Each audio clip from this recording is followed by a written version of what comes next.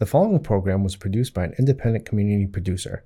The opinions expressed do not necessarily reflect those of the ECAT staff or board of directors.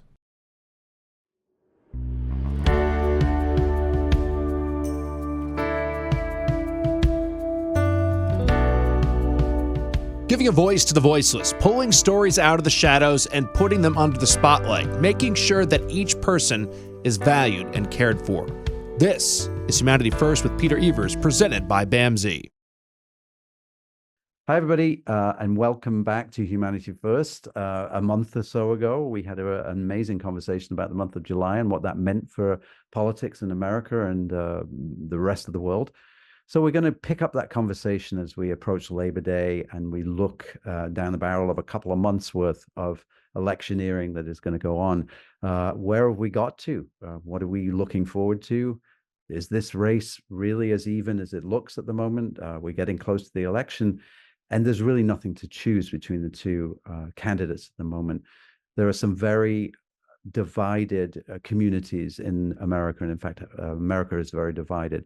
So again, Dean Spiliotes and Chris Ryan are going to come on, and we're going to talk about where we are now. And hopefully after the election, we'll come back and look at some of our predictions. We'll be right back. Hi, I'm Jamie. I'm an essential worker here at BAMZ, and I'm a nurse. Nurses are essential here at BAMZ because as nurses, we really have the opportunity to make an impact. We have very small ratios, so we have the opportunity to really learn everything about the person served and be able to give the best care. It really serves such a great purpose for me as being a nurse and really why I came into nursing. Learn more about nursing opportunities at bamzjobs.org. Giving a voice to the voiceless, pulling stories out of the shadows and putting them under the spotlight, making sure that each person is valued and cared for. This is Humanity First with Peter Evers, presented by BAMZ. Hi, everybody, and welcome back. As promised, we're having a redo of the show that we did a few weeks ago as we approach Labor Day, and we're going to talk a little bit about the election and the candidates and the stretch run to November. And again, Dean Spiliotes is joining us, the civic scholar for faculty from SNHU, and political commentator, scientist, and Chris Ryan from New Hampshire today. Welcome, guys. Good to see you. Hi, Peter. Good to be back. Good to see you. So here we are. We've experienced a summer of discontent in a way, a summer of sort of roiling seas of politics in this country. I think I mentioned last time that there's an obvious lack of civility that has gone on over the past few years that has been introduced to American politics, and I don't think it's just Donald Trump, but certainly he has been a catalyst for that. But here we are, a couple of months away from the big day, which is going to be a very important day in American history for lots of reasons. You think about the Supreme Court, you think about Project 2025, you think about all of these plans that the Republicans have, and they don't really mesh particularly well in a blue state like Massachusetts. It's pretty even at the moment. I heard a commentator say the other day that it shouldn't be even, that we're dealing with a prosecutor versus a felon. Half the country does not see it like that. That's why we're so even. So let's talk about what this is going to look like in the next couple of months from a point of view that the country is divided. There was a moment when afterwards, when Trump, after the attempt on his life, when he said, we've got to bring America back together again. I think that lasted about 4 days when he said niceness has to go out the window when you're dealing with a nasty person like Harris. That didn't last too long, that honeymoon. Dean, let's start with you. What do you think? Where are we? What's it looking like, and what is America preparing for here? Well, I think as you noted, we are largely a divided country. You look at the polling data back before Joe Biden stepped out of the race, it was incredibly static over a very long period of time, literally months, even going back a year or more, just no movement at all. So, when Kamala Harris stepped forward and Biden stepped aside, we actually saw a little bit of movement. It went from Biden starting to fade to back to being essentially within the margin of error race. And so I think, throughout the fall, you're going to see a couple of different things. You're going to continue to see the Harris campaign try to remind voters of what it was like when Donald Trump was president. There's been a lot of polling data that shows that people have, fairly positive remembrances of him as president. They want to paint a somewhat different picture. I mean, sometimes when you think back about stuff, you can be a little tinged by nostalgia, and so they want to paint a very different picture of what it was like during his presidency. Republicans are going to try to continue to define Kamala Harris, to say that she's, super liberal from San Francisco, and all those kinds of attacks. There's been this interesting debate within the Republican Party about whether or not you should go after her personally based on gender or diversity, equity, and inclusion, et cetera, et cetera. And a number of conservative commentators have said, that's a waste of time. Focus on policy. The problem is Trump doesn't really talk about policy. He's not a policy guy, and so for him, it's all personal. So my guess is he's going to continue along a very personal, direction, calling her names and those sorts of things. And I think other surrogates maybe will try to paint some of the policy distinctions. But it's going to be I think it's going to be a very busy and competitive fall for sure.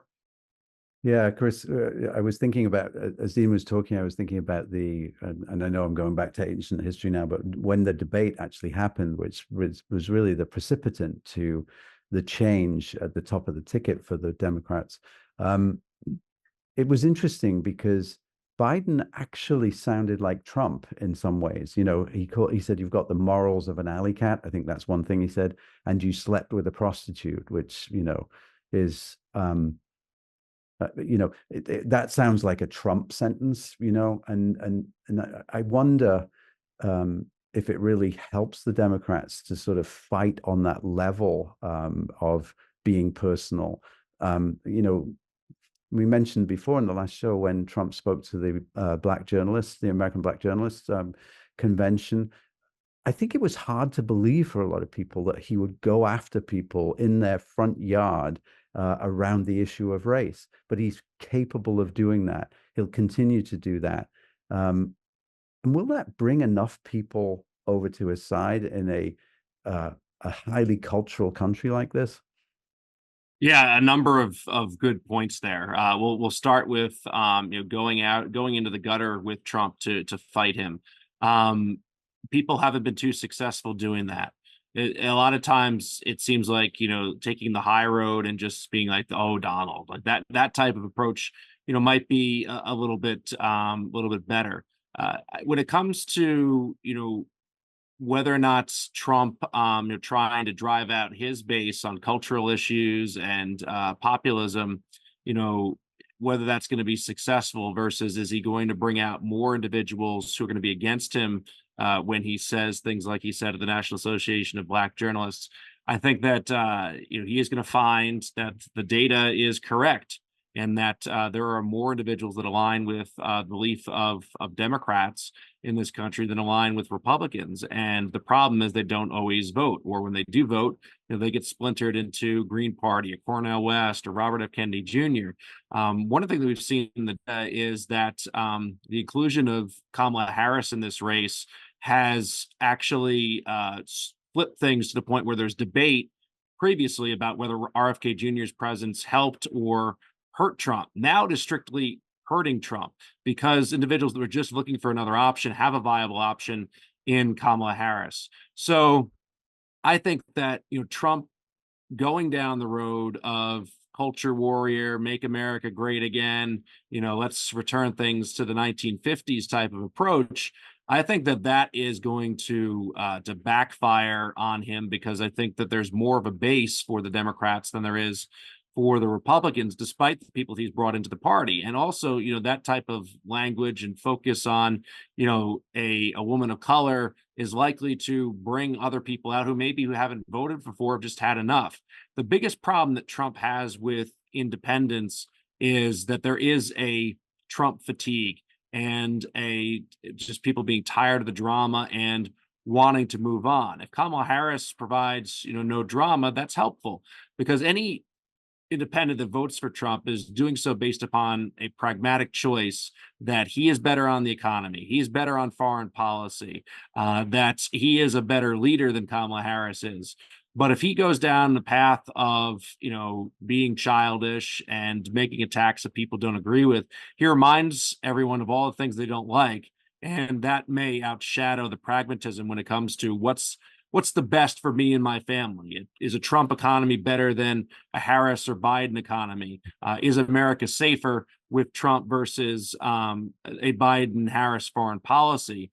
If what's at the forefront for people is, Trump hating on people, that is going to be a deciding factor for many independents who may be inclined to vote for him. Yeah, because you're always thinking about the base versus the population, and there's a guy that lived at the bottom of my road before I moved, who had a sign, and it said, "If you voted for Biden, you owe me money for my gas bill," and that's how a lot of people think, right? But we were talking about policy a little bit earlier, and Trump not being big on policy. I'm interested in this Project 25 piece of work that is being pushed out, because in a way, to your point, Chris, that's a culture warrior statement that he's making, and I suppose the question is he getting the zeitgeist right with the majority of Americans? And I personally don't think that's true, because when you do things that really upset the apple cart, and people begin to think that the things that we fought for are going back to 50 years ago, that puts a lot of Americans off. And of course, I'm thinking about Roe versus Wade. And that's not a simple argument, I know, but it's something that's catching the attention of women in America, that maybe they feel as if, I wish that hadn't happened, because you're waking a giant there, right, Dean?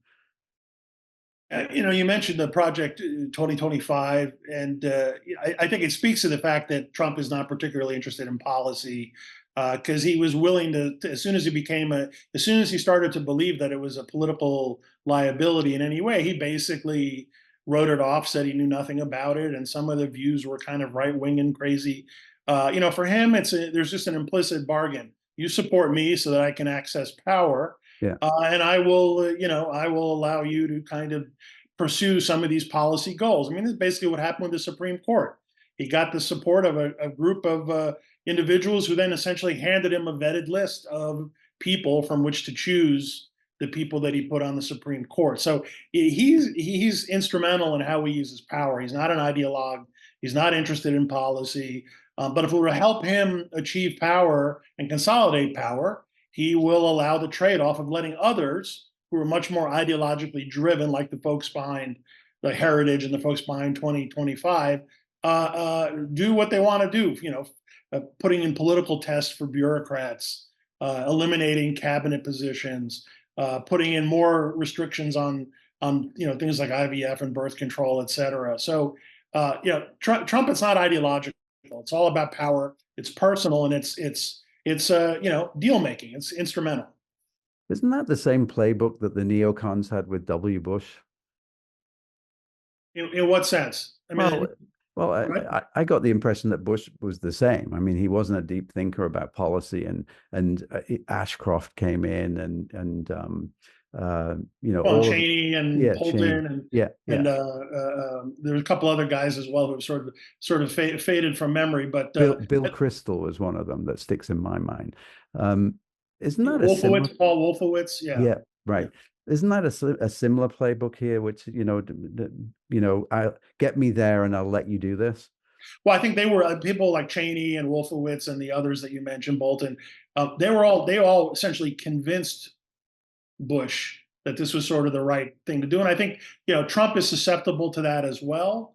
Although he will very quickly change his mind or jettison individuals or policies if he's sort of much more of kind of less. I mean, Bush was a very kind of ideological president in many respects. Trump is not. So as soon as he thinks it doesn't serve the interest of consolidating power, it's gone. Whereas I think Bush went down kind of a longer one-way road with those guys, and it was a lot harder to back out for Yeah. him. Yeah. And to that point, I mean, once Trump realized that Project 2025 was not advantageous for him, he started to distance himself from that and saying, this is not, something that we're going to do. We're interested in things of that nature, despite the fact that he, may in fact do it. But he realized that there was some pushback on this, and then started to move in a different direction. And I agree with Dean. I mean, George W. Bush may not have been a deep thinker, but his belief system was in line with the individuals that he surrounded himself with, where Trump doesn't really have a belief system, in my view, other than what he feels is best for him, his family, and then things kind of fall after that. And yet, I heard Hulk Hogan over the weekend at one of the. It made me smile a little bit to think that they would get somebody like Hulk Hogan to come up on the stage and say what he did. But he represents an awful lot of people who would die for a guy whose main intent is to do right by the people around him and not be interested in policy. I find that really interesting. But as we approach the election and we think about what the big issues are, there's a lot of books that talk that are entitled things like Facts Matter, which perhaps suggests that the number of books that are written about that is that facts don't matter, and there's a group of people who are desperately trying to make them matter, but they don't. But is the border going to be an issue here? I heard Harris the other day sort of striking back at Trump, saying, Donald didn't want this to happen because he wanted it as an election campaign. We could have passed legislation which would really help. Thought that was a relatively good sort of tack for her to take. Is this going to come down to the border? Is that going to be a factor in this, Dean? It's certainly one of the issues, a key issue. I mean, most polling data shows it's like a top 3 or top 4 issue. I mean, the economy is always number one. It's been central to Republican politics, really going back to Trump talking about building the wall in 2015 and 2016. The Trump scuttling the James Lankford negotiated deal, which in my memory of doing this for over 30 years was the most conservative, comprehensive immigration deal that I've seen come across the transom in comparison to some other ones. There was no talk about the Dreamers or pathway to citizenship or any of that stuff. And Trump scuttled it because he didn't want Biden to have policy success. So in an odd way, he gave them a little bit of an out. The bigger issue for Harris is this whole thing about whether or not she was put in charge of the border or was a border czar. And, she's going to argue that, well, no, she was put in charge of diplomatic work in Central and South America to improve economic conditions so those individuals won't leave their countries. It's kind of a nuanced argument to make for most people. So it's going to be a challenge for her. But in scuttling that deal, Trump really did himself no favors. Not really. And if you think, I had this when it happened, I had this evil thought that the Democrats actually wanted that to happen, that they engineered that to happen, but maybe I was giving them far too much credit. But in a way, it was perfect, wasn't it? It's a perfect reflection point as we get closer to the election. Say, actually, we would be debating this very differently if with this very conservative piece of legislation had been passed, but for the fact that Trump called his friends and just said, "I don't want it to pass." I think hammering away at that is probably something that we're going to see a lot of in the next 8 weeks. We have to wrap up. This time seems to just fly by. But as we think about what's going to happen in the next few weeks, what is the one thing that is going to be affected most by a win by Trump or a win by Harris? What springs to mind for you in terms of of how America will proceed? I think, I've become cynical over the years, but at the end of the day, I think that, all of the, discussion and fear mongering that exists, is so prevalent. But at the end of the day, after this first Trump term, America was still standing and its institutions had survived. And there's a whole bunch of discussion about how that would not be the case. And the same thing in regard to to Harris and Biden. I think there's obviously key issues that they're at play. Whenever individuals are threatened with their freedoms being taken away, whenever individuals are concerned about their rights being taken away, there is going to be reason for them to rise. But I think that's the important thing is, despite all of that fear, that's at the end of the day, America will survive. And I think that despite the threat to democracy argued in regard to Trump, or we're going to decay into socialism or whatever else, America goes through difficult time periods. Countries go through different time periods, but I still believe heavily in our institutions, and that our institutions have shown that they can handle a lot over the last 10 years. Yeah. So I think that that there's not going to be as much that changes as individuals necessarily feel that they will. We have seen, obviously, the Supreme Court changes. That's been the biggest changes, obviously, over the last several years. But I don't think that there's going to be one single defining thing if one party wins versus the other, particularly on the issue of abortion, because that's going to take a while, obviously, to change. Doesn't seem that Democrats are incredibly interested in packing the court. So I think that there will continue to be incremental change, but there's not going to be any sort of massive sea change with either of these individuals being elected. I mean, I would just say two quick things. I mean, the first is I agree with Chris that our institutions are resilient, and I hope they continue to be resilient in the future. I think one of the things we learned with the first Trump administration is that a lot of what goes on with our institutions is a function of kind of mutual agreement about how they should function. And when people start to disagree about how they should function, things can get a bit more complicated. So I'm hopeful that we will continue to see resilience. The biggest difference for me, I think, will probably be foreign policy. Trump and any Democratic administration will have markedly different philosophies of foreign policy. Trump, it's personal. It's about being a strong man. He has no interest in larger alliances or relationships. You'll see something very different from Democrats, just on things like Ukraine, which J.D. Vance, when he was chosen for VP, said he has no use for. NATO, much stronger now than it was when Trump was president. I don't know what he'll do with it if he's president again. So foreign policy I think, is going to be a big difference. But I agree with Chris. I hope and believe that our institutions are resilient. Yeah, I totally agree with you. And I'm reminded of a show in Britain that was called Yes Minister. And I don't know if it showed here, but it was a perfect example of how the civil service absolutely doesn't care who happens to be the prime minister. And it was a comedy show, but I think it was really, really true to form. We have run out of time. So Dean and Chris, thank you so much. Hopefully we can come back and do a post-election analysis and see what some of our thoughts were and what actually happened. So really appreciate it. Thank you so much. And we'll see you next week, everybody.